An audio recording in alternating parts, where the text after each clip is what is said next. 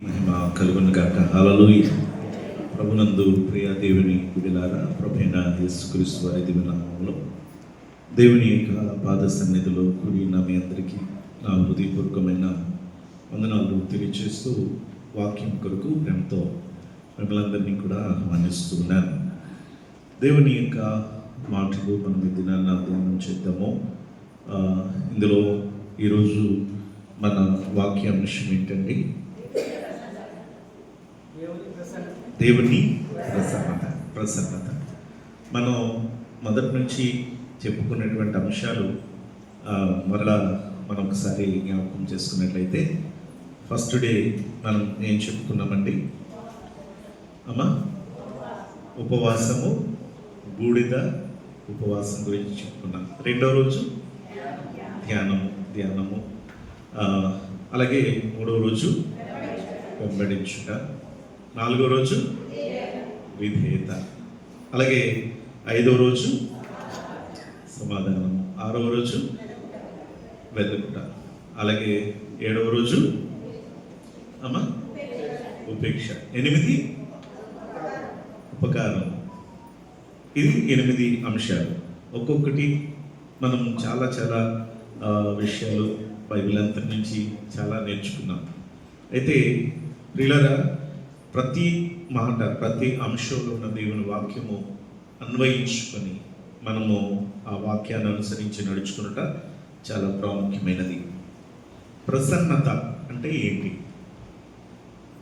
మనకి తెలిసినంత వరకు చెప్పచ్చు, పర్వాలేదు. ప్రసన్నత అంటే ఏంటి అంటే మనం వింటున్నాం కానీ చదువుతాం కానీ దాని గురించి మనం కొంచెం కన్ఫ్యూజ్లో ఉంటుంది. కొన్ని పదాలు కదా, అవి అర్థం అవడం కొంచెం కష్టంగా ఉంటాయి కదా. దేవుని ప్రసన్నత అంటే చెప్పచ్చు, కృపాన్ని, ఇంకా దేవుని సన్నిధి, ఇంకా అమ్మా చెప్పండి, మీరందరూ కూడా చెప్పండి. దేవుని ప్రసన్నత చూచుటకు, అక్కడ దావీదు మహారాజు అన్నాడు, యెహోవా ప్రసన్నతను చూచుటకు, ఆయన ఆలయంలో ధ్యానించుటకు జీవితకాలం అంతయు నేను యెహోవా మందిరములో కోరుచున్నాను అంటాడు. యెహోవా ప్రసన్నతను చూడాలట. ఆయన ప్రసన్నత అంటే ఏంటో మనము తెలుసుకుంటే మనం చాలా చక్కగా దాన్ని అర్థం చేసుకోగలం. దీనికి ఇంగ్లీష్ బైబిల్లో ఏమనుంది అని మనం ఆలోచిస్తే, ద బ్యూటీ ఆఫ్ గాడ్ అంటే అర్థం ఏంటి? తెలుగులో ప్రసన్నత అంటే మనకి అర్థం కాకపోవచ్చు, కానీ ద బ్యూటీ అంటే సౌందర్యము కదా, సౌందర్యము లేక అందము. ఏమండి? బ్యూటీ అంటే సౌందర్యము, చాలా అందము. మనము కొన్నిసార్లు మనం ఎవరైనా సరే వారిని మనం పొగిడేటప్పుడు మనం అంటాం, సూపర్గా ఉన్నాం అంటున్నాం, చాలా అందంగా ఉన్నాం అంటాం కదా, చాలా బాగున్నాం, బ్యూటీ అని వర్ణిస్తూ ఉంటాం. ఎవరైనా మంచి బట్టలు ధరించుకొని మనకు కనిపిస్తా, ఈ బట్టలో ఈ డ్రెస్లో సూపర్గా చాలా అందంగా కనబడుతున్నావు అని అంటూ ఉంటాం కదండి. అలాగే మనం మన యొక్క అలంకరణ మనకి అందాన్ని, శారీరకంగా మన అలంకరణ అందాన్ని తీసుకొస్తుంది కదా. అయితే ప్రియులారా, ఇక్కడ దేవుని యొక్క ప్రసన్నత అంటే దేవుని యొక్క సౌందర్యం.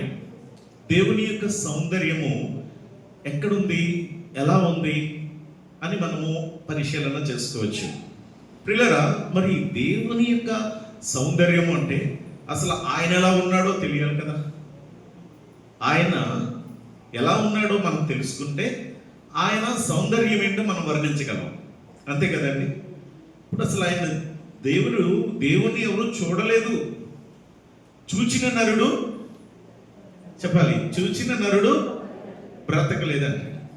ఎందుకంటే ఆయన మహా వెలుగైనటువంటి దేవుడు ఆయన కదా. ఆయనను చూచుటకు మనకు శక్తి చాలదు, ఎందుకంటే మహిమ కలిగిన దేవుడు ఆయన కదా. మరి ఆయనను చూడాలంటే మనం ఒక్కసారి ఆలోచన చేయాలి. ఆయన అందమును చూడాలంటే మనం ఒకసారి ఆలోచన చేయాల్సిందే. నా ప్రియ దేవుని బిడ్డలారా, మనము గమనిస్తూ ఉన్నాము, సౌలు ఆయన పడిపోయాడు. ఆయన దేనిని చూసి పడిపోయాడు? ఆయన వెలుగును చూసి పడ్డాడు. దేవుని చూడలేకపోయాడు, కానీ యేసుక్రీస్తు ప్రభు వారి వెలుగును చూసి పడిపోయాడు. కళ్ళు పొరలు కమ్మేశాయి, ఇక అతని చూపు పోయింది. అయితే ప్రియులారా, తిరిగి మరలా ప్రార్థన చేస్తున్నప్పుడు అతనికి తిరిగి దేవుడు చూపించాడు. అయితే ఆయన వెలుగును, ఆయన యొక్క ప్రసన్నతను వర్ణించటానికి ఎవరు వర్ణిస్తూ ఉన్నారు? మనం గమనిస్తే ప్రకటన గ్రంథము 1వ అధ్యాయము, మనం 1వ అధ్యాయములో ఆయనను గురించి వర్ణిస్తూ ఉన్నాడు యోహాను భక్తుడు. చూడండి, 1వ అధ్యాయము 7వ వచనం నుండి. ఇదిగో ఆయన మేఘారూఢుడై వచ్చుచున్నాడు, ప్రతి నేత్రము ఆయనను చూచును, ఆయనను పొడిచిన వారును చూచెదరు, జనులందరూ ఆయనను చూచి రొమ్ము కొట్టుకొందరు. ఇంకా ఈ మిగిలిన భాగాలన్నీ కూడా అక్కడ ఆయన ఏమై ఉన్నాడో ఆయనను గురించి వివరిస్తూ చెప్పి, చూడండి ఇప్పుడు ఆయనను చూస్తున్నాడట. చూడండి 13వ వచనం ఏమిటి, 12వ వచనం నుండి మనం ఒకసారి చదువుదాం. ఇది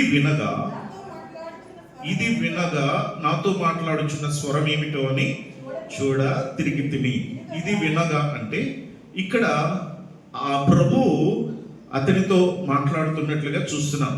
7 సంఘములకు ఆయన ఉత్తరమును రాయమని చెప్పి ఆయన 7 సంఘముల గురించి మాట్లాడుతుంటే, ఇది వినినప్పుడు నాతో మాట్లాడుచున్న స్వరం ఏమిటని చూడ తిరిగి తిని.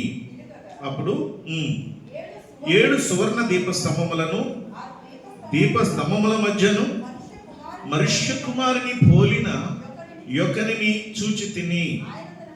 ఎవరిని చూశాడట? మనుష్య కుమారుని పోలిన ఒకరిని చూచాడట. అంటే ఇప్పుడు మనం ఆ మనిషి కుమారుని పోలిన వాడు ఎక్కడున్నాడు? 7 సువర్ణ దీపములను, ఆ దీప స్తంభముల మధ్యను ఆయన ఉన్నాడట. 7 సువర్ణ దీపముల మధ్య, ఆ దీప స్తంభముల మధ్య ఆ మనిషి కుమారుడు ఉన్నాడట. ఆయన ఎలా ఉన్నాడండి? అది ఆయన మనిషి కుమారుని పోలినటువంటి వాడిగా ఉన్నాడు. ఇప్పుడు ఆయనని నిదానించి ఆయనను చూస్తున్నాడు. ఇప్పుడు ఆయన స్వరూపాన్ని చూస్తున్నాడు. ఆయనను చూడడానికి ఎక్కడ ఆయన చూశాడు ఒకసారి ఆలోచన చేస్తే, మొదటిగా ఆయన పాదముల మట్టుకు దిగుచున్న వస్త్రము ధరించుకొని రొమ్మునకు బంగారు దండు కట్టుకొని ఉండెను. ఆయన వస్త్రములను చూస్తున్నాడు. రెండవది ఏం చూస్తున్నాడట? తల వెంట్రుకలను చూస్తూ, ఆ తల వెంట్రుకలు ఎలా ఉన్నాయి? తెల్లని ఉన్నిని పోలినవై హిమమంత ధవలముగా ఉన్నాయి. మూడవది ఏం చూస్తున్నాడు? ఆయన నేత్రములను చూస్తున్నాడు. అవి ఎలా ఉన్నాయి వర్ణిస్తున్నాడంటే, అవి అగ్ని జ్వాలల వలె ఉండెను. నాలుగవది ఏం చూస్తున్నాడు? పాదములను చూస్తున్నాడు. అర్థమవుతుంది అనుకుంటా, జాగ్రత్త వినండి. ఆయన పాదాలు చూస్తుంటే ఆ పాదాలను వర్ణిస్తున్నాడు. ఎలా ఉన్నాయి ఆ పాదాలట? కొలిమిలో పుటము వేయబడి మెరయిచున్న అపరంజితో సమానమై ఉన్నవి. తర్వాత ఐదవది ఏం చూస్తున్నాడు? ఆయన కంఠస్వరము విస్తార జల ప్రవాహముల వలె, ధ్వని వలె ఉండెను అని చెప్పేసి ఆయన చెప్తూ ఉన్నాడు. తర్వాత ఆరవదిగా మనం చూస్తూ ఉన్నప్పుడు 7 నక్షత్రాలు పట్టుకుని నేను ఆయన నోటి నుండి 2 అంచులు గల ఖడ్గము బయలు వెళ్ళుచుండెను. ఆ ముఖము ఆరవదిగా చూస్తే ఆ ముఖము మహా తేజస్సుతో ప్రకాశించుచున్న సూర్యుని వలె ఉండెను. చాలు. ఇక్కడ ఈ 6 కూడా మనం ఏం చూశాడు? 6 చూశాడు. ఒకటి వస్త్రం చూశాడు, రెండవది ఆయన తల వెంట్రుకలను చూశాడు, మూడవది ఆయన నేత్రములను చూశాడు, తర్వాత ఆయన పాదములను చూశాడు, ఐదవది ఆయన స్వరమును విన్నాడు, ఆరవది ఆయన ముఖమును చూశాడు. ఇప్పుడు ఏది ఎలా ఉందో ఒక్కొక్క దాన్ని వర్ణించాడు. చూసినటువంటి ఆయన ఒక్కొక్కటి వర్ణించి ఇప్పుడు ఆఖరిగా ఆయనను చూసినప్పుడు ఆయన ముఖం ఎలా ఉంది? సూర్యుని వలె ప్రకాశిస్తుంది. మహా తేజస్సుతో ప్రకాశించుచున్నటువంటి సూర్యుని వలె ఆయన ముఖము ఉన్నట్లుగా చూస్తున్నాం. మరి చూసినటువంటి వ్యక్తి యోహాను గారు కదా. ఈ యోహాను గారు మొదట చూసినప్పుడు ఆయనను చూడగలిగాడు, కానీ ఇప్పుడు మాత్రం ఆయన్ని చూడలేకపోతున్నాడు. మొదట చూసినప్పుడు ఆయన ఎలా ఉన్నాడు? మనిషి కుమారుడు. అంటే ఇప్పుడు కాదు, ఆయన మానవునిగా భూమి మీద జీవించినప్పుడు మానవులమైన మన కొరకు ఈ లోకానికి వచ్చి 33.5 సంవత్సరాలు భూమి మీద ఆయన నివసించినప్పుడు మాత్రం ఆయనను చూశాడు, ఆయనతో తిరిగాడు, ఆయనతో ఉన్నాడు, ఆయనతో కలిసి భోజనం చేశాడు. కానీ ప్రియులారా, ఆయన ఆరోహణమైన తర్వాత మాత్రం ఆయనను చూడలేకపోతున్నాడు. ఇది ఈ డిఫరెన్స్ అనేది మనం గమనిస్తున్నాం కదా. ఇక్కడ ఆయనతో ఉండి, ఆయనతో తిని, ఆయనతో తిరిగినటువంటి వ్యక్తి ఇప్పుడు చూడలేని పరిస్థితికి వచ్చింది అంటే కారణం ఏంటి? ఆయన యొక్క స్వరూపము, ఆయన యొక్క అందము ఎంతగా ఉంది అంటే అది మహా తేజస్సుతో ఉంది. ఆయన పాదములు అవ్వచ్చు, ఆయన చేతులు అవ్వచ్చు, ఆయన తల వెంట్రుకలు అవ్వచ్చు, ఆయన వస్త్రములు అవ్వచ్చు, ఆయన ప్రతిదీ కూడా, ఆయన వాయిస్ కూడా, సమస్తము కూడా అది ఒక గొప్ప బ్యూటీ, ఒక అందమైనది అని మనం చెప్పుకోవచ్చు. అలాంటి సూర్య తేజస్సు కంటే మించిన మహా తేజస్సు కలిగిన ఆయన యొక్క స్వరూపమును చూచినప్పుడు అతడు ఏమైపోయాడట? నేను చచ్చిన వారి వలె పడిపోతిని. అసలు దేవుని చూసేటటువంటి నరుడు ఎలాంటి హృదయంతో ఉంటే దేవుని చూడగలము అనేది మనం ఆలోచన చేస్తే, యేసు ప్రభువు చెప్పారు ప్రసంగంలో, ధన్యతల గురించి చెప్పారు. ఆయన ఆ ధన్యతల గురించి చెప్పి, హృదయ శుద్ధి గల వారు ధన్యులు, వారు దేవుని చూచెదరు. ఎంత చక్కగా వర్ణిస్తాడు. హృదయ శుద్ధి కలిగిన వారు ధన్యులు, వారు దేవుణ్ణి చూస్తారు. అంటే అర్థం ఏంటి? పరిశుద్ధమైనటువంటి జీవితము, హృదయ శుద్ధి ఎవరికైతే ఉంటుందో వారు మాత్రమే దేవుణ్ణి చూడగలరు. అది అర్థం చేసుకోవాలి. ఇప్పుడు ఆయన అందాన్ని మనం చూడాలని ఆశ ఉంటే మనం కూడా ఏమై ఉండాలి? అంతటి పరిశుద్ధుడే. ఎవరు? పద్మాసు దీపములో పరవాసిగా ఉన్నటువంటి యోహానుకి మరో ఆలోచన లేదు. బయట ఉంటే, సమాజం మధ్య ఉంటే, కుటుంబం మధ్య ఉంటే అతనికి ఎన్నెన్నో ఆలోచనలు రావచ్చేమో, అతనికి కొన్ని ఆటంకాలు ఉండొచ్చేమో. కానీ ప్రియులారా, ఆ పద్మాసు దీపంలో మన అండమాన్ దీవి ఎంతో, అక్కడ ఆ పద్మాసు దీపము అలాంటిది. అలా అక్కడ ఎవరు ఉండరు, ఒకే ఒక ఖైదీ ఉంటాడు వాళ్ళకి. అలాంటి ఒక భయంకరమైనటువంటి చీకటి ప్రాంతములో, ఎవరు సంచలించని ప్రదేశములో ఒంటరిగా ఉన్నటువంటి ఈయన తాను దేవునిలో లీనమైపోయాడు. పరిశుద్ధమైన జీవితాన్ని గడిపినటువంటి వాడు ఇప్పుడు దేవుని చూడాలని ఆశపడ్డాడు. స్వరం వింటున్నాడు కానీ చూడలేక పోతున్నాడు. పరిశుద్ధుడు కూడా చూడలేనటువంటి పరిస్థితి. అంటే ఆయన యొక్క మహిమ, ఆయన యొక్క స్వరూప్యము ఎంత గొప్పగా ఉంటుందో మనం గమనించగలం. మరి మనం ఎప్పుడు చూడగలము అని మనం ఆలోచన చేస్తే, బ్రతికి ఉన్నప్పుడు ఆయనను మనము చూడలేము. కానీ మనము ప్రియులరా, మనము కూడా ఎత్తబడినప్పుడు, లేక మనము తదుపరి దేవుణ్ణి మనం ఈ లోక అనంతరము దేవుణ్ణి మనం చూడగలము. అలా చూడాలంటే లోకములో జీవించినంత వరకు పరిశుద్ధమైన జీవితాన్ని మనం జీవించాలి. కాబట్టి ఇప్పుడు మన అంశం ఏమిటి అంటే, ఆయన యొక్క ప్రసన్నత, ఆయన యొక్క సౌందర్యము అది మహోన్నతమైనది, అది వర్ణనాతీతమై ఉన్నటువంటిది. కనుక ప్రియులారా, ఆయనను గురించి, యేసుక్రీస్తు ప్రభువారిని గురించి యెషయా గ్రంథంలో వర్ణిస్తూ ఉన్నాడు. ప్రియులారా, ప్రవచనాత్మకమైనటువంటి మాటను మనము చూస్తూ ఉన్నాం. ఆయన ఈ లోకానికి వస్తాడు. ఆయన వచ్చి మన కొరకు ఆయన శ్రమ పడతాడు. ఆయన అనేకమైనటువంటి గాయాలు పొందుకుంటాడు. అయితే ప్రియులారా, మరి ఆయనను నలుగుగొట్టుటకు యెహోవాకు ఇష్టమైంది. ఆయనను గురించి, ఆయన స్వరూపము గురించి ఆయన అందమును గురించి ప్రవచనాత్మకమైన మాట చెప్పింది ఏంటంటే యెషయా గ్రంథం 53వ అధ్యాయంలో మొదటి వచనం నుండి వర్ణిస్తాడు. ఒకసారి చదువుదాం. ఏమంటే అందరూ కూడా గమనించండి. ఇక్కడ యేసు ప్రభు వారిని చూడాలనుకున్నప్పుడు చూడగలిగాడా, చూడలేకపోయాడా? యోహాను గారు చూడగలిగాడా? ఆయన చూడలేకపోయాడు. ఆయన స్వరూపం అంత బాగానే ఉంది. ఆయన ముఖం చూసేసరికి చచ్చిన వాని వలె పడిపోయాడు. కానీ ప్రియులారా, ఆయనను గురించి ఆత్మచేత నింపబడిన యెషయా ద్వారా దేవుడు మాట్లాడుతున్నటువంటి మాట ఏమిటి అనంటే, మేము తెలియజేసిన సమాచారం ఎవడు నమ్మెను, యెహోవా బాహువు ఎవనికి బయలుపరచబడినో అని 2వ వచనం నుండి ఆయన ఏమై ఉన్నాడో చెప్తాడు. లేత మొక్కవలెను, ఎండిన భూమిలో మొలిచిన మొక్కవలెను అతడు ఆయన ఎదుట పెరిగెను. ఎంతలా అంటే లేత మొక్కవలే, ఎండిన భూమిలో మొలిచిన మొక్కవలే అతడు ఆయన ఎదుట పెరిగెను. అంటే యేసుక్రీస్తు ప్రభువారు ఆయన పరలోకమందు ఆయన ఉన్నప్పుడు ఆయన యొక్క స్థితిని గురించి ఆయనను వర్ణించాడు. తర్వాత కిందకు వస్తే అతనికి స్వరూపమైనను సొగసైనను లేదు. ఎప్పుడు అంటే భూమి మీదకు ఆయన వచ్చినప్పుడు, ఆయనను హింసించినప్పుడు, ఆయనను బాధ పెట్టినప్పుడు ఏమండి ఆయన సొగసు, ఆయన స్వరూపము ఏమైపోయిందట? అది మొత్తం మనకి తెలుసు కదా.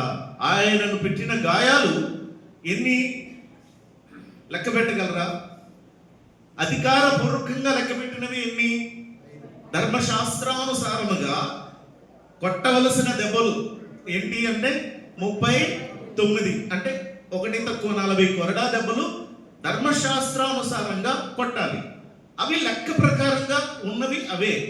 కానీ లెక్కకు మించిన దెబ్బలు ఎన్ని కొట్టారు? అవి లెక్క పెట్టగలవా అంటే లెక్క పెట్టలేము. ప్రియ దేవుని బిడ్డలారా, ఆయన యొక్క ముఖము మీద ఆయనను చరిచినట్లుగా మనం చూస్తాం. ఆయన ముఖం మీద కొట్టినట్లు మనము గమనిస్తున్నాం. తర్వాత గడ్డము పట్టుకొని గడ్డము పెరిగి వేసినట్లుగా పీకేసి ఇలా పీకితే ఏమన్నా మన వెంట్రుకలలో ఒక వెంట్రుక కనుక ఇలా అంటే ఎంత విలవెల్లాడిపోతాం కదా మనం. అలాంటిది ఆయన గడ్డమును పట్టుకొని ఇలా లాగేశాడు. లాగితే ఎంత విలవిలలాడిపోయింటాడో చూడండి. ఆయన కొట్టడం ద్వారా, ఆయనను ప్రియులారా ముఖం మీద ఉమ్మి వేయడం ద్వారా, ఆయనను తల మీద కిరీటము పెట్టినప్పుడు తలలో ఉన్నటువంటి రక్తం అంతా కూడా ఆయన ముఖం మీదకి వచ్చి ఆయన యొక్క శరీరం మీదకి జాలువారుతున్నప్పుడు ఆయన యొక్క స్వరూపం ఏమైపోయింది? వికారమైపోయింది. ఆయన స్వరూపమైనను సొగసైనను ఆయనకి లేదు అనేది ఇక్కడ మనము గమనిస్తున్నాం. అంటే ఆయన పొందబోతున్నటువంటి శ్రమలను గురించి వివరిస్తూ అంటాడు, అతనికి స్వరూపమైనను సొగసైనను లేదు, మనం అతని చూచి అపేక్షించున్నట్లుగా అతని యందు స్వరూపము లేదు. అతని యందు స్వరూపము లేదు. ప్రసన్నతను చూడాలని, ఆయన సౌందర్యమును చూడాలని ఆశపడితే ఆ ఆశ ఏమైపోయింది? ఏమండి, యోహాను గారు చూడలేకపోయాడు. కానీ ప్రియులారా, ఇక్కడ మరి ఆయన గాయాలు పొందుతున్నప్పుడు చూడలేకపోయారు ఆయన స్వరూపాన్ని. కారణం మనము మన పాపముల నిమిత్తమే ఆయన ఆ రీతిగా శ్రమ పడినట్లుగా మనము ఆయనను గురించి చూస్తాం. కాబట్టి ఆయన యొక్క ప్రసన్నత అనేది ఆయన యొక్క స్వరూపములో, ఆ అందములో, ఆయన స్వరూపము అనేటటువంటి దానిలో ఉన్నది అని మనం చెప్పుకోవచ్చు. రెండవదిగా మనం ఆలోచన చేస్తే ఆ సారూప్యము అనేది దేనిని బట్టి చెప్పుకోవచ్చు అంటే ఆయన క్రియలను బట్టి చెప్పుకోవచ్చు. ఆయనలో ఉన్నటువంటి గొప్ప లక్షణములను బట్టి సారూప్యములోనికి మనం చెప్పుకోవచ్చు. ఒకసారి ఆలోచన చేస్తే పిల్లరా, మనము ఎలా ఉన్నామో మన పిల్లలు కూడా అలాగే ఉంటారు. కొంతమంది మన ఇంట్లో 2 పిల్లలు ఉన్నారనుకోండి, తండ్రి ఎలా ఉన్నాడో కుమారుడన్నా అలా ఉంటాడు. లేదా కుమార్తె అయినా అలా ఉంటారు. అలాగే కుమార్తె ఎలా ఉందో తన యొక్క అలాగే తల్లి ఎలా ఉందో పిల్లలు కూడా కొంతమంది అలా ఉంటారు. అంటే వారిని ఏమంటామంటే వాళ్ళ బుద్ధులు వచ్చాయి, వీడికి వీళ్ళ తాత బుద్ధి వచ్చింది, వీడికి వాళ్ళ నాన్న బుద్ధి వచ్చింది, వీడికి వీళ్ళ అమ్మ బుద్ధి వచ్చింది అని అంటాం మనం. ఏంటి అది? ఎందుకు అలాగంటాం? అవి జీన్స్. తల్లిదండ్రులుగా మనం జీవించినప్పుడు ఎలాంటి క్రియలతో ఉన్నామో ఆ క్రియలు నేర్పక్కర్లేకుండానే మన బ్లడ్లో నుండి మన పిల్లలకు రావడం ద్వారా రూపమైనా వస్తుంది, లేదా ఆ బుద్ధులైనా వస్తాయి, అంటే ఆ క్రియలైనా వాళ్ళలో వస్తాయి. కాబట్టి పలానా రూపం అంట. ఇప్పుడు మనం చెప్పుకుంటే ప్రియులారా, దేవుని యొక్క సారూప్యము అది సౌందర్యమైనది. ఆయన ప్రసన్నత, ఆయన యొక్క సౌందర్యము ఎంత గొప్పది అని అంటే ఆయన క్రియలు ఎంత గొప్పవి అని అంటే శ్రేష్టమైనటువంటివి. ఆయనలో ఉన్నటువంటి ఆ యొక్క లక్షణములు ప్రియులారా అవి ఎంతో అద్భుతమైనవి. భూ ప్రపంచంలో ఉన్నటువంటి వారందరూ కూడా నమ్మదగినటువంటి ప్రియులారా, అంగీకరించదగినటువంటి లక్షణములు యేసుక్రీస్తు ప్రభువారిలో ఉన్నాయి కదా. కంటికి కన్ను, పంటికి పన్ను. ఇది ధర్మశాస్త్రంలో చూస్తే యేసయ్య నేర్పిన పాఠం ఏంటి? ఏమండి? ఒక చెంప కొడితే ఇంకో చెంప చూపించమన్నాడు. ఇది కరుణ, ఆయనలో ఉన్న వాత్సల్యత, ఆయనలో ఉన్నటువంటి ప్రేమ, ఆయనలో ఉన్నటువంటి క్షమాపణ, యేసయ్యలో ఉన్నటువంటి ఈ త్యాగము. అవసరమైతే నీ సహోదరుడి కొరకు నువ్వు ప్రాణం పెట్టాలన్నారు యేసు ప్రభువారు. అవసరమైతే నీ సహోదరుడి కొరకు నువ్వేదైనా చేయాలి అని అంటారు కదా ప్రభువారు. ఇలాంటి మంచి లక్షణములు ఎవరిలో ఉన్నాయండి అంటే యేసుక్రీస్తులో తప్ప ఈ భూ ప్రపంచంలో ఎవరిలోనూ కూడా లేవు. చెప్తారు కానీ చెప్పినట్టుగా చేయగలిగినది ఎవరు? చెప్పడం అయితే చెప్పేస్తారు, ఆచరించడం అయితే కష్టం కదా. కాబట్టి ప్రియులారా, ఆయన చెప్పాడు, చెప్పినట్టుగానే చేశారు యేసు ప్రభువారు.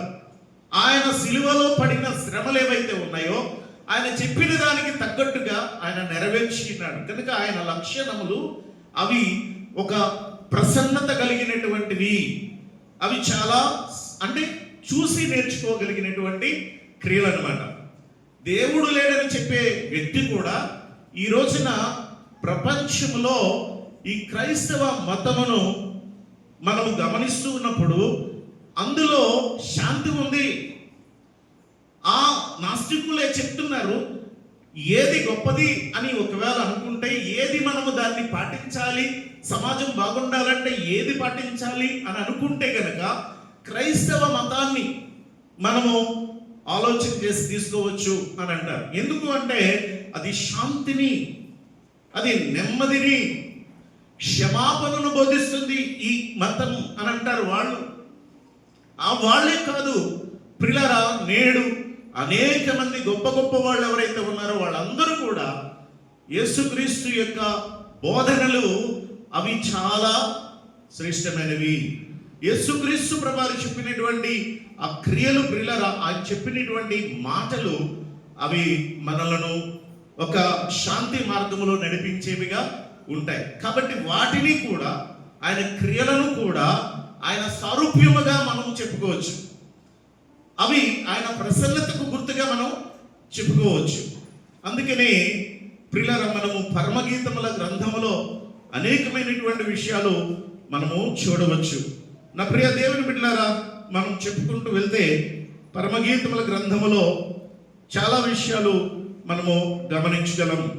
ప్రియులారా, మనము ఈ యొక్క సౌందర్యమును గురించి ఆ ప్రియురాలుగా తన ప్రియుని కొరకు వర్ణించిన ఆ వర్ణన అనేటటువంటిది మీకు అర్థమవుతుంది.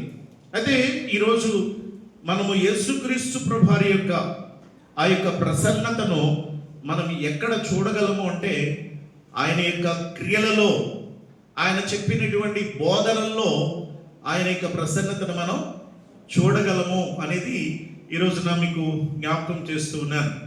అంతేకాదు ప్రియులారా, ఆయన యొక్క ప్రసన్నత ఈ యొక్క సమస్తమై ఉన్నటువంటి ఆ లోకములో ఉన్నటువంటి ఈ అద్భుతమైనటువంటి ప్రపంచాన్ని కూడా మనకి సూచిస్తూ ఉంది.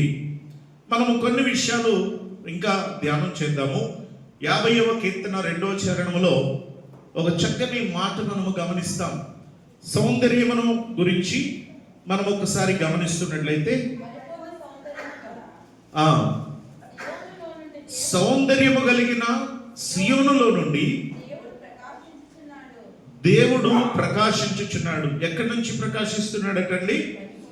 సౌందర్యము గల సియోనులో నుండి. అంటే అది సౌందర్యము కలిగినది ఏది చెప్పండి? ఏది? సియోను పట్టణము. అది ఎలాగుంది అంటే అది సౌందర్యము కలిగినది, అది ప్రసన్నత కలిగినది. సియోను అనేదని మనం జ్ఞాపకం చేసుకుంటున్నాం. పిల్లరా, మరలా మనము ఇంకా జ్ఞాపకం చేసుకున్నట్లయితే మనము 6వ అధ్యాయము పరమగీతముల గ్రంథములో 4వ వచనాన్ని ఒకసారి జ్ఞాపకం చేద్దాం. పరమగీతముల గ్రంథము 6వ అధ్యాయము 4వ వచనాన్ని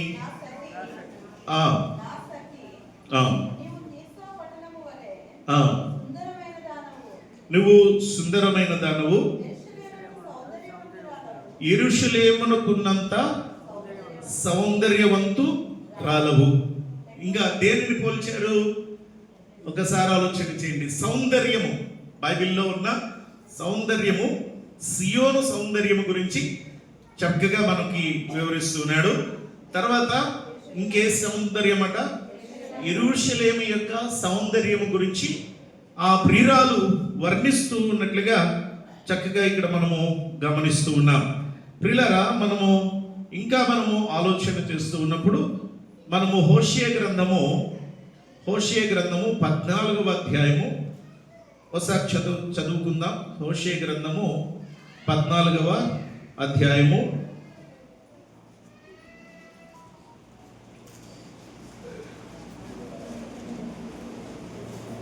8వ వచనం నుండి 4వ వచనం నుండి మనం చదువుకుందాం అండి. వారు విశ్వాసఘాతకులు, నేను వారిని గుణపరచుదును, నా కోపము చల్లారెను, వారిని స్నేహించుదును. చెట్టుకు మంచు ఉన్నట్లు నేను అతనికి ఉందును, తామర పుష్పము పెరిగినట్లు అతడు అభివృద్ధి పొందును. లెబానోను పర్వతము దాని వేళ్లు తన్నునట్లు వారు తమ వేళ్లు తన్నుదురు. అతని కొమ్మలు విశాలముగా పెరుగును. చాలండి, ఇక్కడ చూస్తూ ఉన్నప్పుడు ఒక్కొక్కటిగా వర్ణించాడు. ఏమండి? చెట్టునొక్క మంచు ఉన్నట్లు నేను వారికి ఉంటాను. అలాగే తామర పుష్పం గురించి వర్ణించారు. ఇంకా లెబానోను పర్వతము గురించి వర్ణిస్తూ ఉన్నాడు. పోలిక, దేవుని యొక్క పోలిక ఇక్కడ ఎలా ఉంటుంది అంటే, ఆయన నేను చెట్టుకు మంచు ఎలాగ ఉంటుందో నేను కూడా అలా ఉంటాను. అంటే చెట్టుకి మంచి ఉంటే దాని సౌందర్యము అద్భుతంగా ఉంటుంది. అలాగే నేను కూడా తోడుగా ఉంటాను. అంటే ఆయన మనతో ఉంటే మన విలువ పెరుగుతుంది, మన సౌందర్యము మనకి పెరుగుతుంది. అంటే ఆయన వాగ్దానం ఏంటంటే, ఒక చెట్టుకి మంచు ఎలా ఉంటుందో నేను అతనికి ఉందును. అంటే తోడుగా, నీడగా, అండగా ఆయన మనకి ఉంటాడు. మంచుని పోల్చుకున్నాడు. తర్వాత ఆయన ఎలా ఉంటాడట? తామర పుష్పము పెరిగినట్లు అతడు పెరుగుతాడు. అంటే దేవుడు మనతో ఉంటే మనము పెరిగే విధానము దేని అందాన్ని పోల్చాడు అంటే తామర పుష్పము యొక్క అందము. నీటిలో తామర పుష్పం ఉంటుంది, ఎంత బాగుంటుంది కదండి, ఎంత అద్భుతంగా ఉంటుంది కదా. మీకు ఇంకా విషయం ఏంటంటే, మనము తామర గింజలు అవి 50 గ్రాములు, అవి 600 500 అంట. 50 గ్రాములు. దాని వాల్యూస్ చాలా, అంటే దాంట్లో ఉన్న ప్రోటీన్స్, సకల విధమైన ప్రోటీన్స్ ఉన్నాయి. వాటిని తింటే అన్ని విధాల రోగాలు దరిదాపులోకి రావు అని అంటారు. చాలా అద్భుతమైనటువంటిది. అంటే దానికి అందుకే మనకి పేలాల్లాగా ఉంటుంది, కానీ దానికి ఖరీదు 50 గ్రాములు 100 గ్రాములు 600 ఉంటుంది. ఎందుకంటే దానికి ఎంత వాల్యూ ఉంది, దాని గింజలకి ఎంత వాల్యూ ఉంటే దానికి ఫ్లవర్కి ఎంత వాల్యూ ఉంది, దాని గురించి ఈ తామర పుష్పం గురించి 9 వాక్యాంశాలు నేను ఒకరోజు వివరించాను. చాలా అమూల్యమైనటువంటి విషయాలు. దాని గురించి మీకు మరొకసారి చెప్తాను నేను. ఎందుకంటే తామరలో ఉన్న వాల్యూస్ ఎంత గొప్పగా ఉంటాయో మీకు అర్థమవుతుంది. చూడండి, నీటిలో అది అందంగా కనిపిస్తుంది, అనేక రంగులలో కనిపిస్తుంది అది. కానీ దాని కాండం ఎక్కడ పెరుగుద్ది? బురదలో పెరుగుతుంది. దాని కాండము నీటి మధ్యలో ఉంటూ బురదలో ఉంటుంది. కానీ దానికి అందాన్ని ఇచ్చినప్పుడు మాత్రం కారణం ఎందుకు? నీరు పడగానే నీరు పోతుంది కదా, నిలబడదు నీరు. తామర పుష్పము మీద నీరు పడినా అది నిలబడదు. కారణము ఉంది, చెప్తాను మీకు. ప్రియులారా గమనించండి, దాని యొక్క అందము అద్భుతంగా. అలాగే నేను కూడా, ఇద్దరు కూడా పెరుగుతారు మీరు అని అన్నాడు. లెబానోను పర్వతం, ఈ పర్వతము మీద సకల విధములైన వృక్షములు అనేకమైనవి పెరుగుతాయి. అక్కడ దేవదారు వృక్షం పెరుగుతుంది. దేవదారు వృక్షం యొక్క ఎత్తు కానీ దాని వెడల్పు కానీ ఎంత ఉంటుందో దాని గురించి కూడా మీకు చెప్తాను తర్వాత. ఇప్పుడు చెప్పను కానీ దానికి ఎత్తు, దాని వెడల్పు, దాని యొక్క విలువ అన్ని వృక్షముల కంటే విలువైనది దేవదారు యొక్క వృక్షం. అలాంటి వృక్షాన్ని పోల్చి మాట్లాడాడు. ప్రియులారా, అలాగే అతని కొమ్మలు విశాలంగా పెరుగునని చెప్పి ఆ ఒలీవ చెట్టునకు కలిగినంత సౌందర్యం. ఏమా, ఎలాంటి సౌందర్యం కలుగుతుందట? ఒలీవ చెట్టునకు ఉన్న సౌందర్యం అతనికి కలుగుతుంది. మొదటిగా చెప్పండి, ఏంటి? ఏ సౌందర్యం? మొదటి సౌందర్యం చెప్పుకున్నాం, సియోను సౌందర్యం. సియోను సౌందర్యం. రెండవది యెరూషలేము యొక్క సౌందర్యం. మూడవది ఒలీవ యొక్క సౌందర్యం. ఈ 3 సౌందర్యములు కూడా అవి చాలా విలువైనవి. ఒలీవ విలువైంది, యెరూషలేము పట్టణము విలువైంది. ఎందుకనంటే యెరూషలేము చూడడానికి అందమైనది, అంతేకాకుండా ఆధ్యాత్మికంగా దేవుని యొక్క రాకడ కొరకు ఆ యొక్క యెరూషలేము, నూతనమైన యెరూషలేము కొరకు దాన్ని పోల్చాడు. అర్థమైందండి? పరలోక పట్టణానికి పెట్టిన పేరేంటి అంటే దానికి వర్ణనలో నూతన యెరూషలేము అని పేరు పెట్టారు దానికి. అంటే క్రీస్తు ప్రభువారు ఆ యెరూషలేముని దీవించాడు. ఎందుకంటే మనం కూడా కీర్తనలో చదువుతాం, యెరూషలేము కొరకు ప్రార్థన చేయాలట. దేని కొరకు? యెరూషలేము క్షేమము కొరకు ప్రార్థన చేయమన్నారు. యెరూషలేములోనే యేసుక్రీస్తు ప్రభువారు ఆ యెరూషలేములోనే పుట్టారు, ఆ యెరూషలేములోనే పెరిగారు, యెరూషలేములోనే యేసుక్రీస్తు ప్రభువారు మన కొరకు మరణించారు. అది పరలోక పట్టణానికి సూచనగా ఉంది. నా ప్రియ దేవుని బిడ్డలారా, ఈరోజు గుర్తు పెట్టుకోండి, దేవుడు సౌందర్యము కలిగిన వాడు. ఆయన సౌందర్యము ముఖ కవలికలలో ఒకవేళ చూడాలనుకుంటే చూడలేము. ఆ సౌందర్యము, ఆ ప్రసన్నత ఎక్కడ చూడగలము అంటే ఆయన క్రియలలో చూడగలం. గుర్తుపెట్టుకోండి, ఆయన సౌందర్యాన్ని ఎక్కడ చూడగలం అంటే పై రూపము కాదండి, ఆయన సౌందర్యము ఆయన క్రియలలో చూడగలం. యెరూషలేముకి అంతటి సౌందర్యాన్ని ఇచ్చాడు ఆయన, సియోనికి అంతటి సౌందర్యాన్ని ఇచ్చాడు ఆయన, ఒలీవకు అంతటి సౌందర్యాన్ని ఇచ్చాడు ఆయన.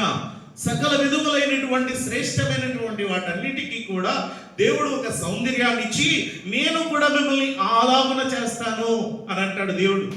మనల్ని కూడా అలాంటి రూపంలోనికి మారేశాడు. ఇప్పుడు మనం ఒక మాట చెప్పుకుని ముగించుకుందాం. ఏంటంటే సౌందర్యము ఎలా కలుగుతుంది? ఎలా కలుగుతుంది మనకి సౌందర్యము? ఉదాహరణగా మన సౌందర్యము ఒకవేళ అందంగా కనపడాలనుకుంటే ఏం చేస్తాం? ఒకసారి పరిశీలన చేద్దాం. ఏమండి, అందంగా కనపడాలంటే అడిగితే ఎవరు చెప్పగలరు ఎక్కువ కంటే? ఇటు నుంచి రెస్పాన్స్, రిప్లై ఇటు నుంచి వస్తుంది. ఎందుకు అంటే ఎక్కువ దానికి ఇంపార్టెన్స్ ఇచ్చేవాళ్ళు మీరు. నాకు తెలిసి దేవుడి వల్ల మీరందరూ అలాంటి నాకైతే కనిపించట్లే. కానీ బాబు వైజాగ్లో చూడాలి, వస్తాయి ఇగో ఇవన్నీ ఎర్రగా కనపడతాయి. ఏమండి, ఏమండి ఏం చెప్తాం? ఏమండి, దేవుడిచ్చిన అందం ఇక్కడ తర్వాత వీటిల్లోనూ ఏమండి ఇవన్నీ ఉంటే సగం సగం బట్టలు దేనికి?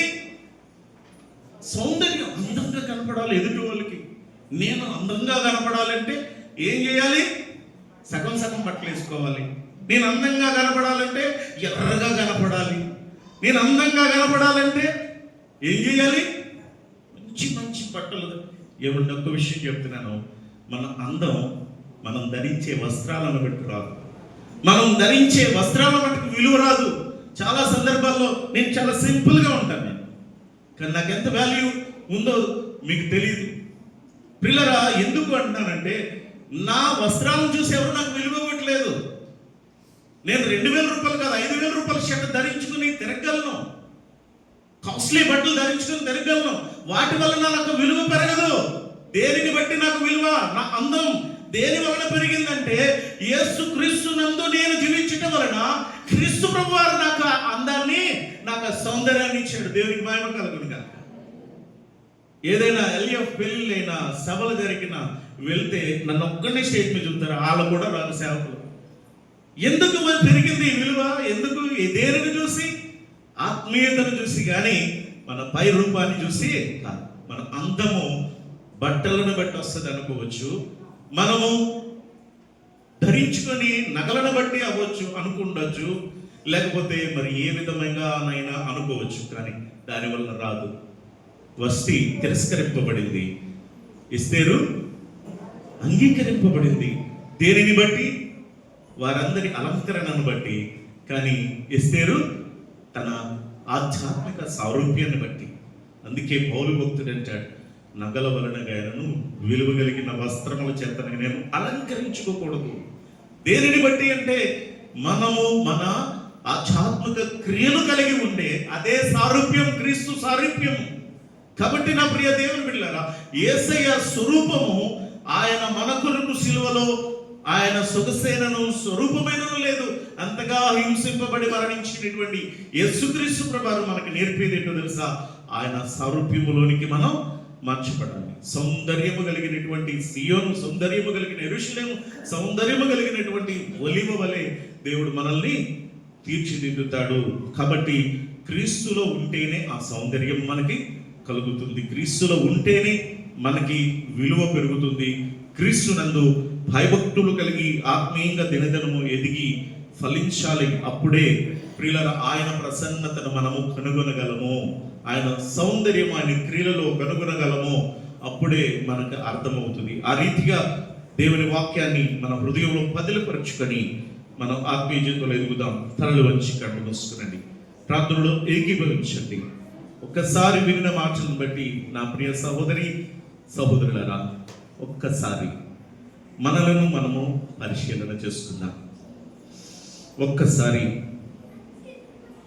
నేను నల్లని దాననైనను అని పరమగీతముల గ్రంథములో వర్ణింపబడుతున్నది. అవును, మన స్వరూపము మన యొక్క పైరూపము కాదండి, అంతరంగమును, మన క్రియలను క్రీస్తు సారూప్యంలోనికే మారుస్తాయి. ఆయన ప్రసన్నత చూడాలంటే ఆయన సన్నిధిలో మనము కనిపెట్టాలి. ఆయన వాక్యం ద్వారా మనం నేర్చుకోవాలి. ఆయన క్రియలే ఆయన ప్రసన్నత. ప్రార్థన చేద్దాం. పాస్టర్ ప్రార్థన చేస్తారు, మనం ఏకీభవించుదాం. మహోన్నతుడా, ప్రేమగల మా తండ్రి, కృపగల దేవ, దయగల మా ప్రభువానికి వందనాలు, స్తోత్రాలు. నా దేవా, ఇది నాన్న ప్రభా, ఉదయకాలం మొదలుకొని సాయంకాలం వరకు నీ కృపతో మమ్మల్ని బలపరిచి భద్రపరిచి ఈ రాత్రికాల సమయంలో నాయన ఈ యొక్క శిలువ శ్రమల ధ్యాన కూటంలో మేము నాయన తండ్రి నిన్ను స్తుతించి కనపరచడానికి ఇచ్చిన భాగ్యాన్ని బట్టి స్తోత్రాలు. నీ సన్నిధిని ప్రేమించి నాయన కూడి వచ్చిన ప్రతి బిడ్డను జ్ఞాపకం చేసుకునండి, వారిని దీవించండి, ఆశీర్వదించండి. ప్రభా, ఈ దాసుని నిలబెట్టుకుని ఇంతవరకు మీరు మాట్లాడిన మాటలు బట్టి నీకు స్తోత్రాలు. నాయన తండ్రి ప్రభా, మా కొరకు నాయన సొగసైనను స్వరూపమైన లేకుండా నాయన తండ్రి నీవు మా కొరకు శ్రమపడి నాయన నా తండ్రి ప్రభా సిలువుపై నాయన తండ్రి నాయన త్యాగమైనావు తండ్రి. నాయన మేము నీ సారూప్యంలోనికి మార్చబడడానికి మీరు చేసిన త్యాగాన్ని బట్టి నీకు వేలాది వందనాలు, స్తోత్రాలు. నాయన మేము నీ యొక్క స్వరూపమును చూడడానికి, నీ ప్రసన్నతను చూడడానికి నాయన మేము హృదయ శుద్ధి గలవారమై నీ కొరకు ఎదురు చూచే భాగ్యాన్ని దయచేయమని వేడుకొంచున్నాను. వినిన మాటలు మా హృదయాల్లో ఫలింపచేయమని యేసే నామమున వేడుకొంచున్నాను తండ్రి. ఆమేన్.